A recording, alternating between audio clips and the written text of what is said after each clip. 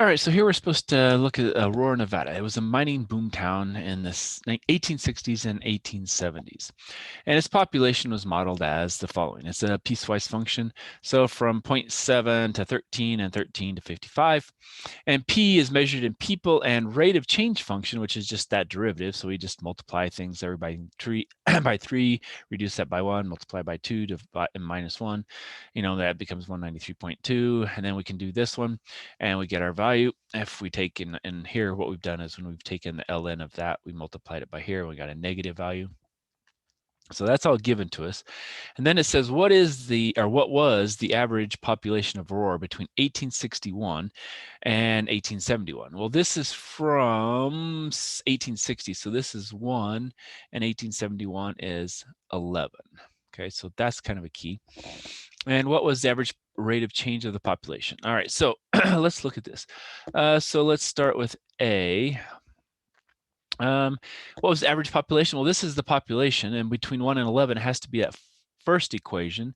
So we're going to go from 1 to 11 of P of T, we'll call it sub 1, because this is, the 1, 2, so we'll call it P sub T1. And then dt, and that's going to be divided by 11 minus 1. And so we'll plug that into our calculator, and we'll see what we get. So I've again plugged it into the calculator already, so all we have to do is take math, and from 1 to 11 of that first piece, which we plugged into alpha 1 already, and it's x here, and then we're going to divide by 11 minus 1, well, that's 10, okay? And so we get 3,507.81. Can't have a 0.81 person. And if we're rounding to the nearest whole number, that's going to give us let's just write about 3507.81. And that's approximately 3508 people. Okay, so that's going to be what we get for part A. Now, part B, what was the average rate of change of the population of Aurora between 1861 and 1871? Well, remember, we can do this pretty simply and say, well, we could do P of 11 minus P of 1 divided by 11 minus 1. And so if we go back to our graph, hopefully it's there. Yeah, it's there. So just can't see the peak of it.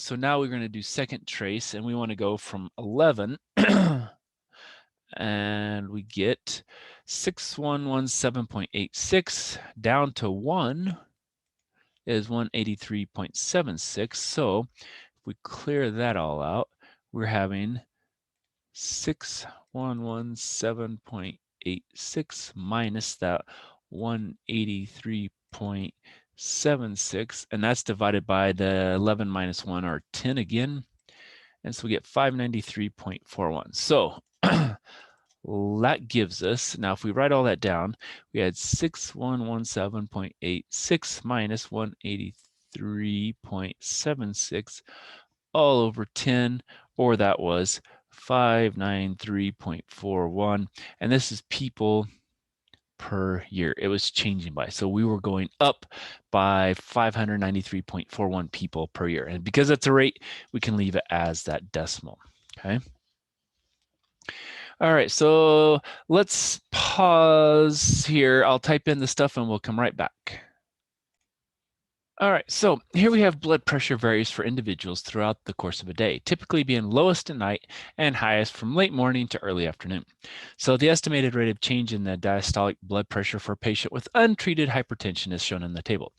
And we're supposed to find a model for the data, and then calculate the average rate of change in diastolic blood pressure from 8 a.m. to 8 p.m. And then assuming the diastolic blood pressure was 95 millimeters of mercury at 12 p.m., calculate the average systolic blood pressure between 8 a.m. and 8 p.m. So we got to plug this in, and let's go back over here, and it says from 8 a.m. So I'm going to assume we're going to go from 0 on up to 22. And so what does that graph look like? Well, it looks something like that. Now let's go calculate it, because that's definitely a quadratic. And so if we plug all that in, plug in alpha 1, and do that, we get 0.030x squared minus 0.718x plus 3.067. And so let me write that down. So that's our model.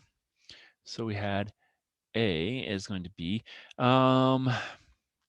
I don't care what we have, maybe rate of change of blood pressure. So let's call this B of X because that's the rate of change would be the smaller one. That's 0.030X squared minus 0.718X and then plus 3.067. And that's the rate of change of blood pressure in millimeters mercury per hour. Okay. Now, what they want us to do now is calculate the average rate of change of this. So, well, what are we going to do? Well, we're just going to take the integral from 8 a.m. to 8 p.m. Well, that's 0 to 22 because it's 24 hours normally. But if we start at 0 and then we go up, it's going to be like that. Actually, is it 8 a.m. to 8? Oh, it's not 8 a.m. to 8 a.m. Sorry. It's 8 a.m. to 8 p.m. So it's only 12 hours. So 12-hour shift. And so it's going to be of that B of X dx, and we're going to do 12 minus 0. So we've already got our function. All we have to do is basically plug in into our calculator. Let's quit that.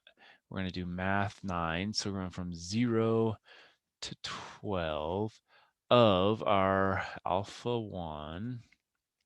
And that's X. Oops, not there though.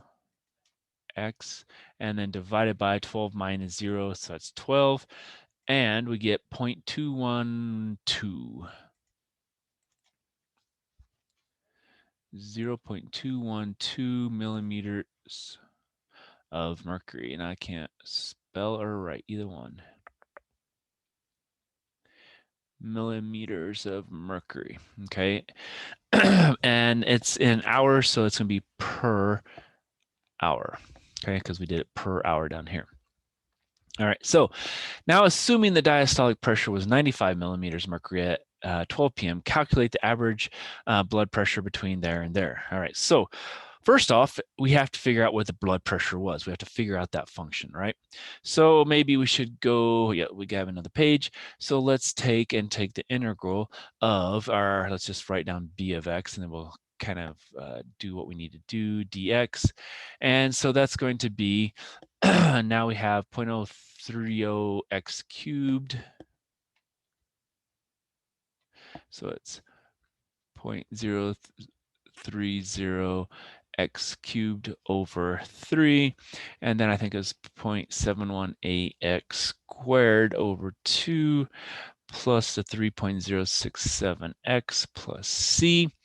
And they told us at 12 p.m. and we started, remember, at 8 a.m. So that's 0. So that's going to be 4 hours later. So it's x in this case. We've changed it to x already.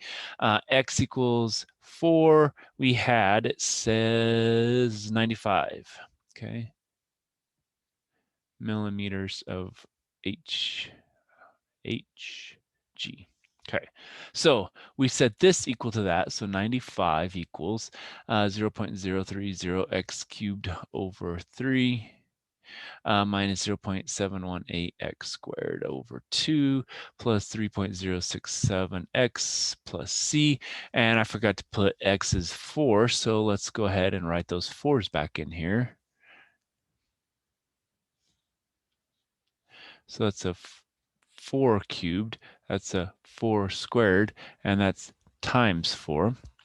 So if we plug that into our calculator, let's go in here to y1 and kind of change it in here. So that's going to now be a cubed, and then insert divided by 3, and then now that's going to be insert squared, and then insert, and it's divided by 2, and then all the way to the end, and then that's just going to be x. And so that should be what we need there. And so now let's go go to math, and we're going to say okay. And whoops, we didn't do that quite right because we have to actually do this. I'm not going to do there. We're going to go over here now and look at that graph. And we're going to say, where is 1? Where's 4? That's at 7.618. Okay, so that's where that is. But we're really taking 95 minus that. So 95 minus 7.169.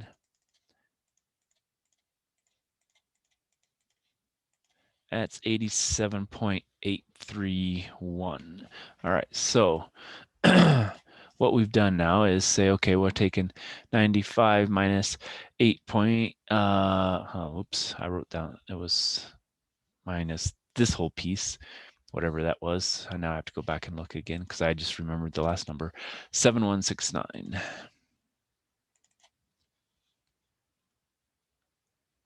Where's my pen? There it is.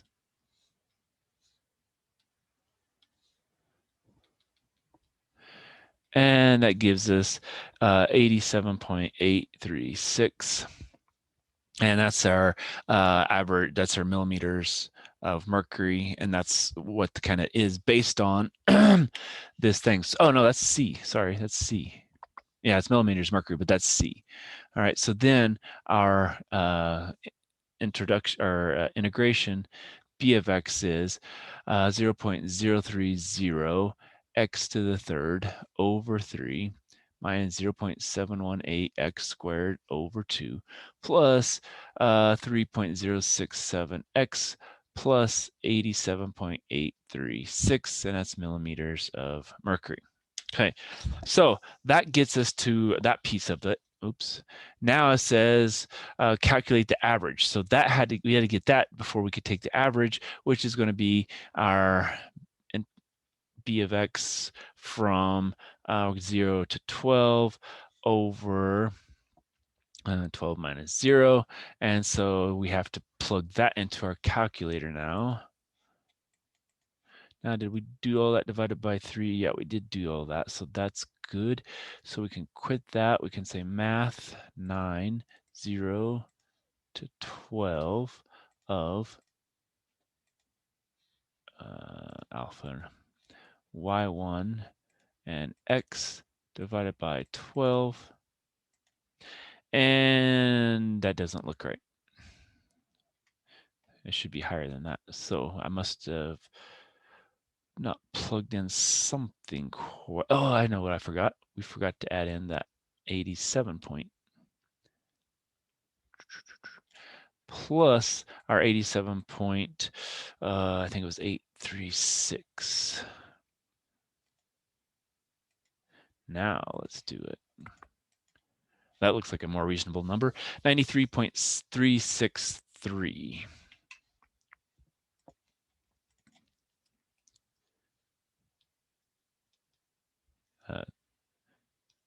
363 millimeters of mercury.